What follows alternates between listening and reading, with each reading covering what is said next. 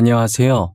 저는 아들 결혼 준비하느라 바쁜 생활을 보내고 있는 40대 중후반의 여자입니다. 죽으라는 법은 없는지 한없이 가난하던 저희에게도 이런 축복이 오게 되네요. 여러분께 꼭 제 이야기를 소개하고 싶어서 이렇게 글을 쓰네요. 그동안 정말 어렵게 살았는데 드디어 그 세월을 보상받는 기분이 들어요. 제가 이 나이가 되도록 살다 보니 우리나라는 돈 없으면 살 수 없는 나라라는 걸 알게 됐어요. 가난은 가난을 낳는다는 말이 있죠. 그 말처럼 남편도 저도 가난한 집안에서 태어나 제대로 된 교육을 받아보지 못하고 일찍 학교를 그만두고 남들보다 빨리 사회생활에 뛰어들었어요. 일을 해도 여전히 가난했고 여전히 무시받는 인생을 살았습니다. 그래도 저희는 둘만 있으면 무서울 것 없이 행복했어요. 순정아, 비록 우리가 가진 건 없지만 어떤 순간에도 절대 기죽지 말고 당당하게 살자. 자신감 하나면 뭐든 할 수 있어. 두려워하지 말자. 난 오빠만 있으면 돼. 절대 기 안 죽어. 악착같이 돈 모아서 보란 듯이 살 거야. 가난해도 잘 살 수 있다는 걸 보여줄 거야. 저희는 자신감이 무기라며 어떤 순간에도 자신감을 잃지 않으려고 노력했어요. 늘 긍정적인 남편과 제가 처음 만난 곳은 어느 의류 공장이었어요. 그땐 둘 다 학교를 때려치고 일을 한 거라 미성년자였어요. 당시 저희를 받아주는 곳이 공장밖에 없었고 공장에서도 성인인 척 보이려고 어른들이 입을 법한 옷을 입고 다니고 그랬었어요. 다른 공장도 그런지는 모르겠지만 저희 공장은 관리자가 굉장히 난폭했어요. 굳이 화 안 내도 되는 일에도 화를 내며 저희에게 스트레스를 푸는 것 같았어요. 남편과 저는 둘 다 같은 처지라 공장 주인이 난폭하게 굴 때마다 서로에게 의지하며 위로해주는 사이가 되었습니다. 2년 동안 함께 붙어서 일하는 시간이 많아지다가 정이 들어버려서 결혼까지 하게 된 거죠. 공장 사람들은 처음 저희가 공장에 들어왔을 때 성인이 아니라는 걸 진작에 눈치를 채고 있었는데 가엾고 불쌍해서 쉬쉬해줬더라고요. 당연히 윗사람들도 알았지만 당장 공장에 일할 사람이 없으니 모르는 척 눈 감아주고 저희를 뽑은 것이었어요. 그런데 저희가 서로 결혼하겠다고 말하자 직원들은 수군대기 바빴어요. 어린 것들이 발랑 까져가지고 분명히 임신해서 결혼했을 거야. 하라는 일은 안 하고 그런 짓거리를. 에휴. 얌전하게 생긴 것들이 왜 그랬대? 여기 사람은 생긴 걸로 판단하면 안 돼. 얌전한 고양이가 부뚜막에 먼저 올라간다는 말도 몰라. 안 그렇게 생긴 애들이 할 건 다 하고 다닌다니까. 말세야 말세. 어느 순간부터 공장에선 저희에 대한 안 좋은 소문이 돌고 있더라고요. 헛소문이 늘 그렇듯 사실도 아닌 이야기들이 눈덩이처럼 부풀려져서 걷잡을 수가 없었어요. 어차피 사실이 아니니 저희가 무시하면 괜찮을 줄 알았어요. 괜히 저희가 아니라고 부정해봤자 저희 말에도 사리부터 전달될 거고 그러면 이를 더 키우는 꼴만 될 것 같아서 어떠한 말도 하지 않고 가만히 일만 했어요. 하지만 소문은 잠잠해질 기미가 보이지 않았습니다. 그들은 저희가 가만히 있으면 언제까지 가만히 있나 볼 심산인지 계속해서 거짓 뉴스들을 퍼나르기 시작했어요. 결국에 그들의 시선을 견디지 못해 오랫동안 몸을 담궜던 공장을 나와야 했죠. 무작정 나오긴 했지만 그래도 저희는 그동안 공장에 일하면서 모아둔 돈이 있었기에 당분간 먹고 살기엔 아무런 지장이 없었어요. 그렇다고 저희가 가만히 있는 사람이 아니니 얼른 일자리를 구해서 나갔어요. 여보, 나 건별로 주는 아르바이트긴 하지만 피자 가게에서 배달일 하기로 했어. 진짜야? 정말 잘 됐다. 나도 방금 식당에서 연락 왔는데 내일부터 출근하래. 공장에서 일할 때보단 벌이가 적지만 그래도 열심히 하자. 이 돈도 못 벌어서 굶는 사람들 있는데 감사하다 생각하고 해야지. 그래야지. 당신 오토바이 탈 때는 항상 조심하고, 알겠지? 알겠네요. 걱정하지 마. 조심, 또 조심할게. 저희는 다행히 아르바이트를 금방 구했고 저는 식당 일을 했고 남편은 배달 일을 시작했어요. 1년 정도 일했을 때 제가 임신을 하게 된 거예요. 남편은 임신했다는 말에 저보고 쉬라고 했지만 제가 쉬면 생활비가 확 줄어서 만삭 때까지 일하겠다고 고집을 부렸어요. 제 고집을 꺾을 수 없었던 남편은 할 수 없이 그렇게 하라고 하더라고요. 그래도 식당 사장님이 되게 좋으신 분이라 만삭인 몸으로 일해도 힘들지 않았어요. 출산 코앞에 두고 몸조리 할 때까지만 일을 쉬겠다고 하기엔 염치가 없어서 아예 그만두려고 하니 사장님은 출산하고 오라고 제 자리는 비워두시겠다고 하시더라고요. 저는 사장님의 배려로 잠시 일을 쉬고 아들을 낳았어요. 이제 2사람이 아닌 3사람이 되어 아들에게도 들어갈 돈이 있기에 몸조리 끝나자마자 더 열심히 일을 했어요. 아들이 어느 정도 커서 말도 쫑알쫑알 잘할 때쯤 오토바이 사고 뉴스가 많이 보이더라고요. 그런 뉴스를 볼 때면 자연스럽게 오토바이 타고 일하는 남편이 떠올랐고 항상 걱정됐어요. 제가 걱정할 때마다 남편은 괜찮다고 저를 안심시켰어요. 10년 뒤에도 변함없이 남편을 걱정했고 남편은 제게 웃어 보였죠. 당신 알지? 늘 오토바이 조심? 매일 들어서 귀에 닦지 않겠어. 항상 조심해서 타고 있으니까 걱정하지 마. 나 배달 무사고 10년 차야. 왜 이래? 당신도 무거운 거 들다가 허리 다치지 말고 조심해. 나야 뭐 힘든 일 사장님이 다 하셔서 괜찮아. 여튼 오토바이 항상 조심해. 알겠지? 알겠네요. 갔다 올게. 당신도 잘 갔다 오고. 저는 그게 남편의 마지막 출근일 줄은 꿈에도 몰랐어요. 만약 남편의 마지막 출근일 줄 알았다면 가지 말라고 말렸을 거예요. 그날 출근하는 남편을 보내고 저도 식당으로 출근을 했어요. 손님이 가고 난 자리를 닦으면서 빗소리가 들리길래 창밖을 바라봤어요. 그날따라 비가 억수같이 쏟아졌고 오토바이 타고 다닐 남편이 생각나더라고요. 조금 불안했지만 조심한다는 남편의 말을 믿고 힘내서 일했습니다. 설마 사고가 날까 싶었던 거죠. 그러다 시간을 봤는데 저녁 6시더라고요. 저는 아직도 그날의 기억이 어제 일처럼 선명하게 기억나요. 당시 남편은 휴대전화가 있었는데 저는 휴대전화를 들고 있지 않았어요. 항상 필요한 게 있으면 남편은 저희 가게로 전화를 했었어요. 그날 손님이 많아서 제가 음식을 나르느라 가게에 온 전화를 사장님께서 받으셨어요. 전화를 받던 사장님은 사색이 되더니 급히 저를 찾더라고요. 제가 반찬을 놓다가 쳐다보니 다급하게 손짓을 하시는 거예요.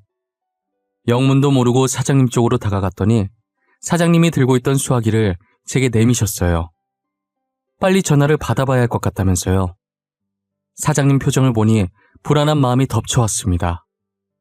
김순정 씨 맞으신가요? 여기 땡땡병원인데요. 지금 남편분께서 오토바이 사고 나서 많이 다치셨어요. 보호자분이 빨리 와주셔서 수술 동의서를 좀 써주셔야 해요.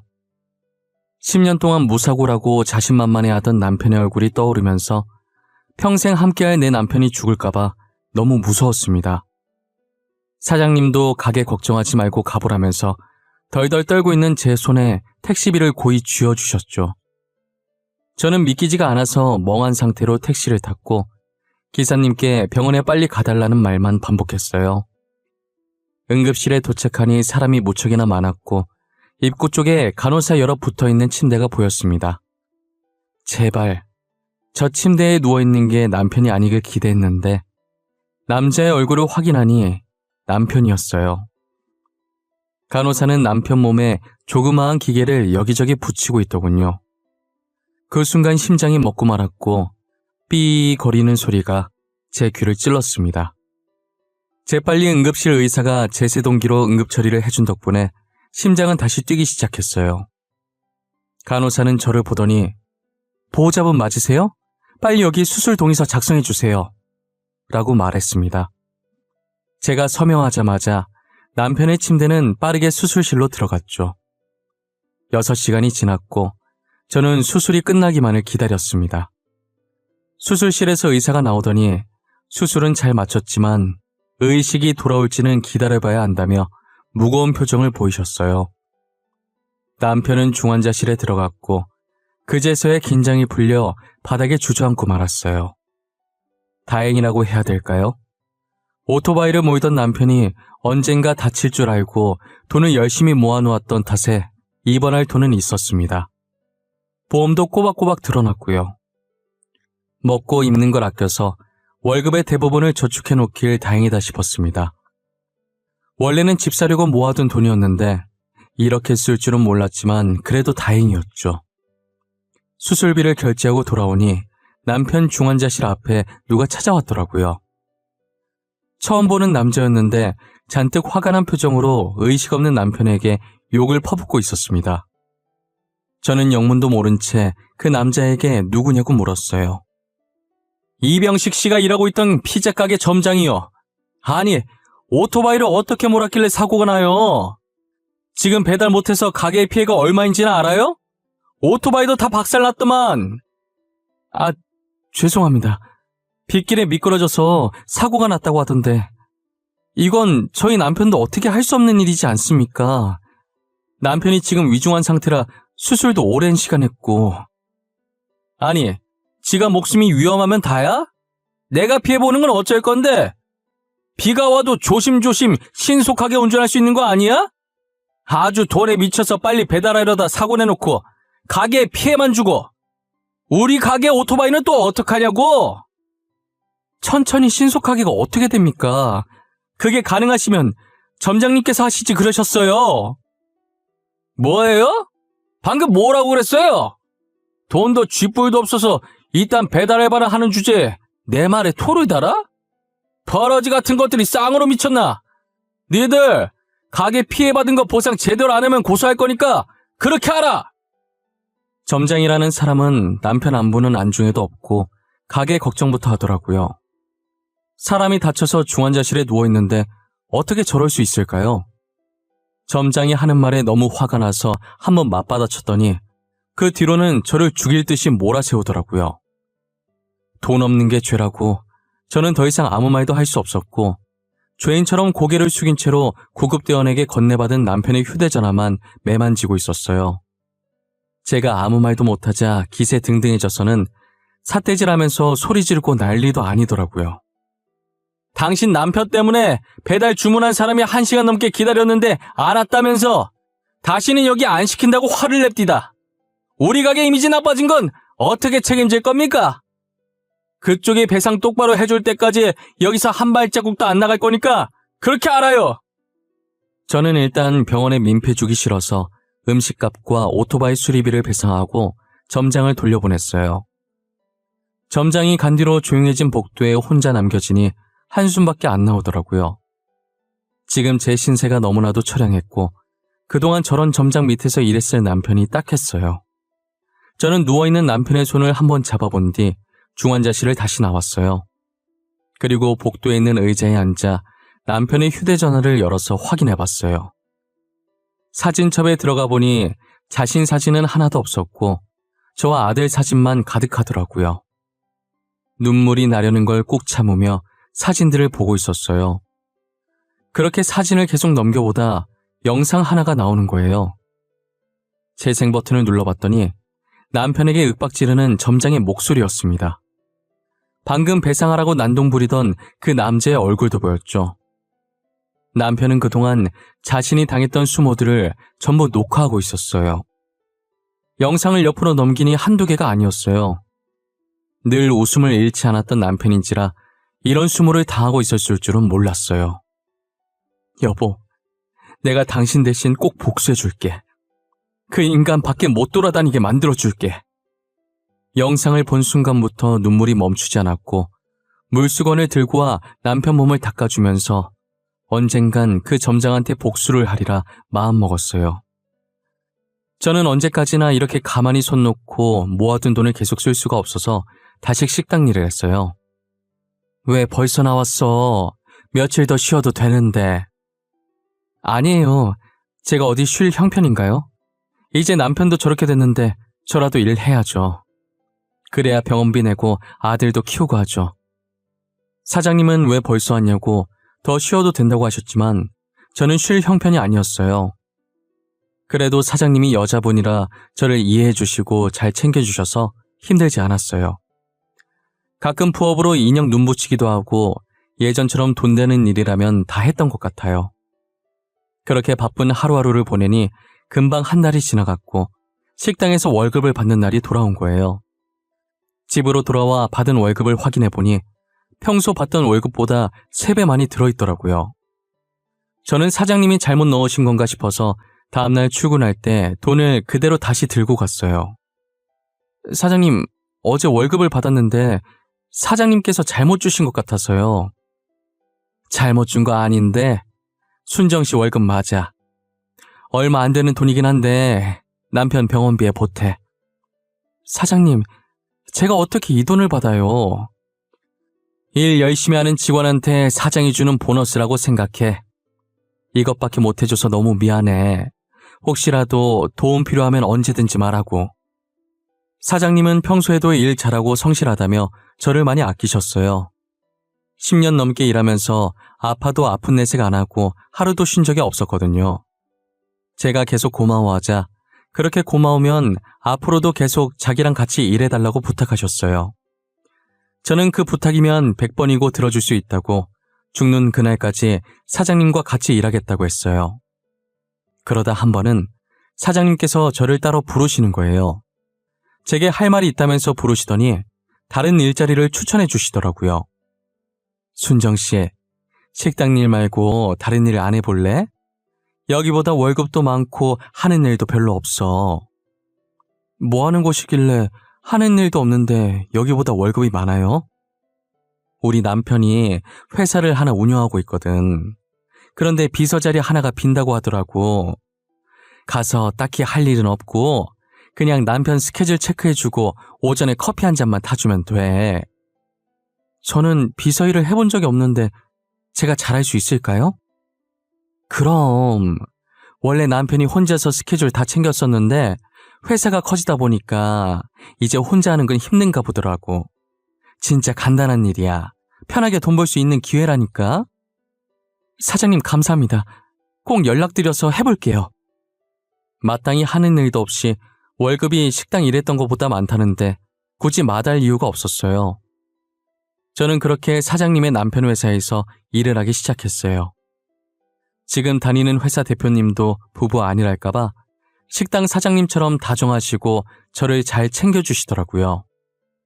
순정씨, 첫 출근인데 힘들진 않았어요?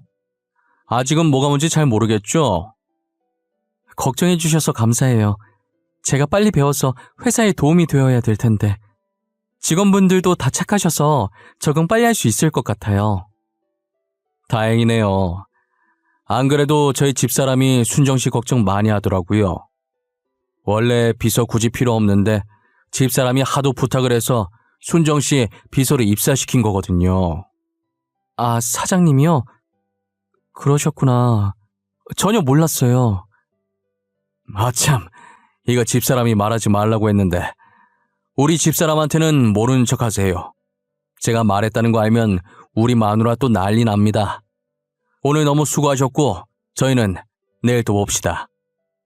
알고 보니 비서 자리 굳이 필요 없는 것이었는데 식당 사장님께서 부탁해서 만든 자리였어요. 저를 신경 써주신 식당 사장님도 사장님 부탁 흔쾌히 들어주신 대표님도 너무 감사했어요. 언제가 됐든 기회가 된다면 이 은혜를 꼭 갚아야겠다는 생각을 하면서 일해왔습니다. 대표님 비서로 일한 지도 4개월 정도 지났을 때 퇴근을 하고 여느 때처럼 식당으로 향했어요. 제가 퇴근하고 별일 없으면 종종 식당에 가서 사장님을 도와주곤 했거든요. 그날도 평소처럼 식당 문을 열고 들어갔는데 사장님이 보이질 않는 거예요. 잠시 화장실이라도 갔나 싶어서 행주를 찾으러 주방 쪽으로 들어왔는데 주방 바닥에 사장님이 쓰러져 계시더라고요. 저는 급하게 구급차를 불러서 사장님을 병원으로 모시고 갔어요. 다행히 제가 빨리 발견했는지 골든타임 안에 응급실에 도착했어요. 저희 사장님 좀 살려주세요. 도대체 왜 쓰러지신 거예요? 깨어나시긴 하는 거죠? 네, 선생님. 일단 진정하시고요. 저혈압으로 잠시 기절하신 것 같아요. 그래도 빨리 발견하셔서 다행이에요. 조금이라도 늦게 발견했으면 진짜 큰일 날 뻔했어요. 생명의 은인이세요. 사장님이 갑자기 쓰러지신 건 기립성 저혈압 때문이었고 제가 조금만 늦게 발견했으면 심장에 무리가 가서 사망했을 수도 있다고 하셨어요. 뒤늦게 제 전화를 받고 온 대표님은 저를 보자마자 고맙다고 연신 고개를 숙였어요. 너무 고마워요, 순정씨. 순정씨 없었으면 진짜 어쩔 뻔했어요. 우리 아내가 한 번씩 어지럽다고 한 걸 내가 귀담아 들었어야 했는데 너무 안일했네요, 제가. 아니에요. 그래도 제가 가게 들릴 때라서 사장님이 운이 좋으셨어요. 그동안 두 분이 제게 얼마나 잘해주셨는데요. 저도 도움이 되어드리고 싶었는데 이렇게 될 줄은 몰랐네요. 오히려 제가 두 분께 은혜를 갚는 거예요.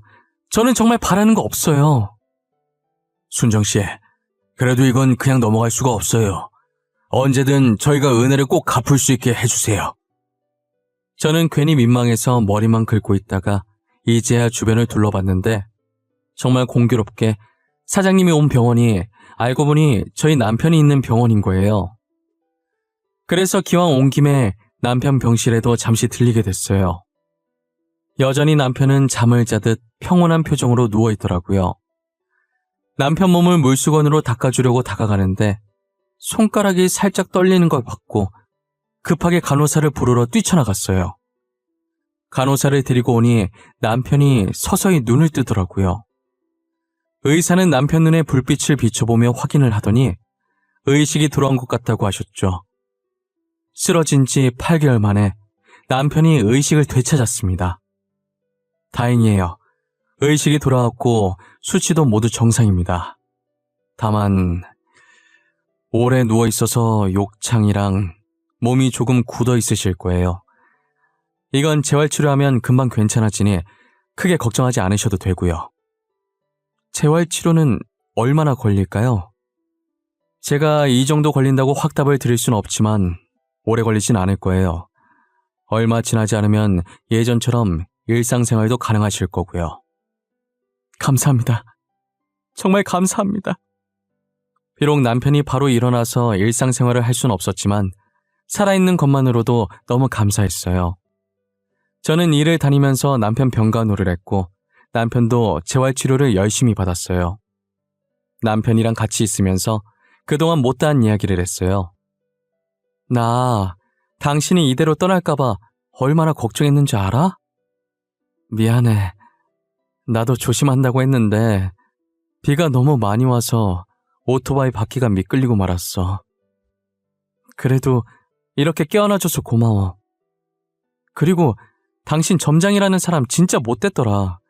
당신 아파서 누워있는데 찾아와서 음식값이랑 오토바이 배상하라더라. 나는 기대도 안 했어. 원래도 그런 사람이라. 나 진짜 돈 열심히 벌 거야. 돈 벌어서 내가 그 점장놈 당신 대신 복수해 줄 거야. 나는 계속 당신 고생만 시키네. 진짜 너무 미안해. 남편은 고생만 시켜서 미안하다면서 눈물을 보였어요. 그런 남편의 등을 토닥거리며 괜찮다고 다시 일어날 생각만 하라고 다독였어요. 이제 남편도 깨어났겠다. 복수의 칼날만 갈며 전보다 더 열심히 일을 했어요. 하루라도 빨리 그 피자 가게 점장한테 복수해주고 싶었거든요. 제가 눈에 도끼를 품고 일을 하니 사장님이 궁금했었나 봐요.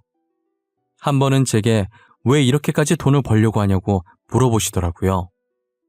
순정씨, 이제 남편도 깨어났는데 왜 이렇게까지 돈을 벌려고 하는 거야? 복수해줄 사람이 있어요. 저 돈 많이 벌어서 짓밟아줘야 할 사람이 있어요. 무슨 일이 있었길래 착해 빠진 순정씨가 이렇게 바짝 약이 올라 있을까? 사실 저희 남편 사고 났을 때 남편이 일하던 피자 가게 점장이 찾아왔었거든요. 그런데 남편 안부 묻기는커녕 가게 손해 입었다고 피자 값이랑 오토바이 값 배상하라고 하더라고요. 뭐? 무슨 그런 몰상식한 사람이 다 있어. 하도 땡깡 부리길래 배상해줬죠. 그런데 생각하면 할수록 너무 괘씸한 거예요. 얼마나 직원들을 못살게 굴었던지 남편 휴대전화에도 증거 영상들이 많더라고요. 저는 사장님께 그동안 남편이 점장에게 당했던 수모를 말하면서 남편 휴대전화에 있던 영상들을 보여줬어요. 괘씸해서 참을 수가 없어요. 돈 왕창 벌어서 복수해주고 싶어요. 그런 일이 있었는데 왜 나한테 말을 안 했어? 진작에 말을 하지. 내가 도와줄게. 순정 씨는 아무것도 할 것 없고 이 영상만 나한테 보내주기만 해. 당시엔 사장님께서 무슨 뜻으로 말한 건지 몰랐다가 며칠 뒤에 그 말의 뜻을 알게 되었습니다. 사장님은 SNS에 땡땡 지점 피자 가게의 갑질이라며 남편이 모아뒀던 영상을 전부 올려버리셨어요. 저는 가난해서 휴대전화조차 없었고 그러니 당연하게 SNS 자체를 할 줄 몰랐죠. 하지만 사장님은 저와 달리 컴퓨터도 정말 능숙하게 잘하셔서 금세 영상을 편집해서 올려주셨어요. SNS 하나만 가지고도 그 점장이 갑질한 것을 많은 사람들이 볼 수 있도록 했더라고요. 영상은 순식간에 여러 커뮤니티에 퍼지게 되었고 해당 지점 고객센터에 문의가 빗발하면서 결국 그 지점은 폐업을 하게 되었어요. 하지만 그 피자 가게는 전국 각지에 전부 있는 체인점이라서 그 사람은 일개 점장에 불과했기 때문에 죄 없는 다른 지점까지 피해를 입게 된 거예요. 피자 본점에서는 저희의 폭로로 인해 매출에 상당한 영향을 미쳤고 이에 대해 저희를 상대로 억대 소송을 제기했어요. 대표님은 억대 소송을 당했다는 걸 알고 본인 회사에 소속된 변호사를 제게 소개해 주셨어요. 순정 씨, 피자 본점에서 억대 소송 걸었다면서요? 진짜 웃기네. 방귀 낀 놈이 성낸 나더니 자기가 직원 관리 못 해놓고 누구한테 덮어씌우려고. 제가 주변에 물어보니까 소송은 돈 많은 사람들이 무조건 이긴다고 하더라고요. 변호사 선임비도 어마무시하게 들 텐데 걱정이에요. 그런 걱정은 하지 마세요. 저희 회사에 소속된 변호사가 있으니까요. 저희 직원 위험에 처했는데 저희가 나서줘야 하지 않겠어요? 그렇게 변호사와 함께 그 지점의 갑질을 증거로 상소했고 상소심에서 잘못이 없다는 것을 인정받아 억대 소송은 다행히 기각되었어요. 저는 억대 소송이 일단락되고 더 이상 그 피자 가게와 엮이고 싶지 않아 아예 신경을 끄고 있었어요. 나중에 사장님께 들은 얘기인데 다른 지점의 피자점까지 갑질이 터지면서 해당 피자 매장에 사람들이 불매운동을 하기 시작해 가게가 망했다고 하더라고요. 본사고 지점들이고 애초에 그런 사람들만 뭉쳐있다가 망했다는 생각에 통쾌했어요. 지나가다가 우연이라도 그 피자점 사람들이랑은 마주치고 싶지 않았어요. 저 일도 벌써 2년 전 이야기고 지금은 아무것도 신경 쓰지 않고 아들만 잘 키우자는 생각으로 살고 있어요.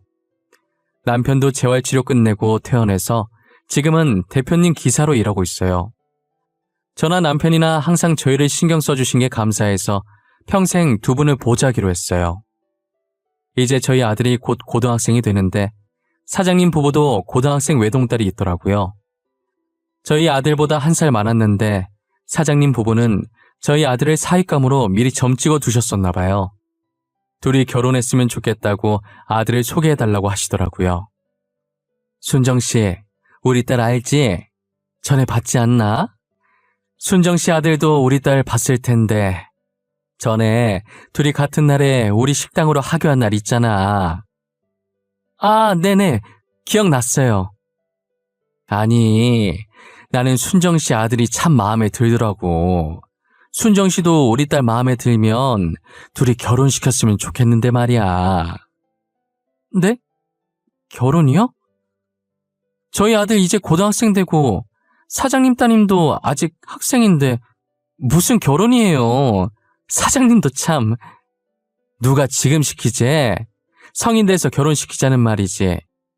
오늘 집에 가서 아들한테 1살 연상 어떠냐고 물어봐.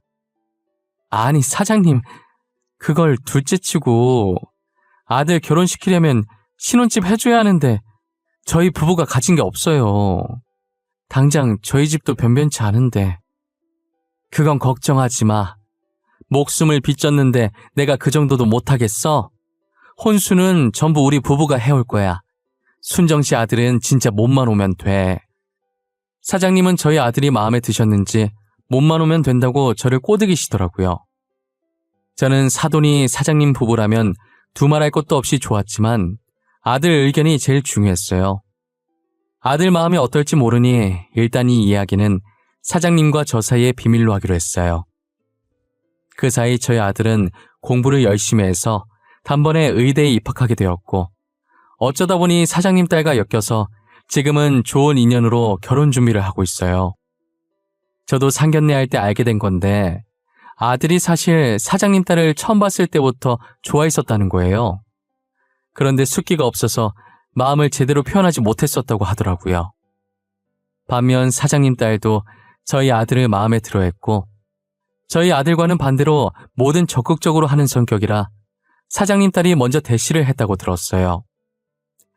만나게 될 인연은 다 만나게 된다고 고등학생 이후로 마주친 적 없다가 꽈팅을 통해서 다시 만나게 됐대요. 둘 다 꽈팅에 관심 없었는데 이상하게 그날따라 가고 싶어서 나갔다가 마주친 거죠. 저희 아들은 이제 본과생 2학년이고 사장님 딸은 올해 초에 졸업해서 직장을 다니고 있어요. 아직 저희 아들이 학생이라 결혼은 이른 것 같았는데 어차피 둘이 결혼시킬 거 아니냐고 나중에 하나 지금 하나 똑같다길래 이번 연도 끝나기 전에 결혼식을 추진하기로 했어요. 요즘은 아들 결혼 준비하면서 정말 행복한 하루하루를 보내고 있어요. 이미 지난 날은 다 잊고 앞으로 있을 행복한 일들만 생각하고 살려고요. 과거에 계속 살아봤자 스트레스 받기밖에 더 하겠어요. 부디 저희 아들만큼은 저희 같은 일 겪지 않고 행복하게 살았으면 좋겠네요.